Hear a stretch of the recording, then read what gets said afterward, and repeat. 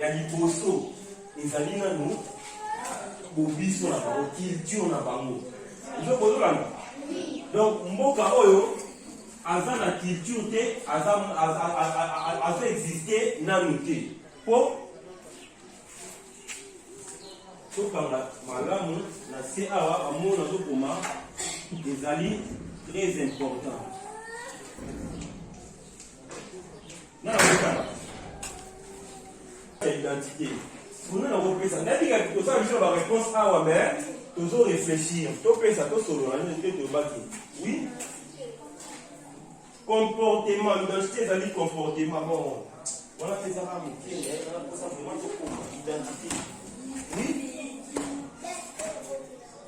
date oyo baboteli date mpe ezaka na kati ya identité eza baélément oyo ezoconstitue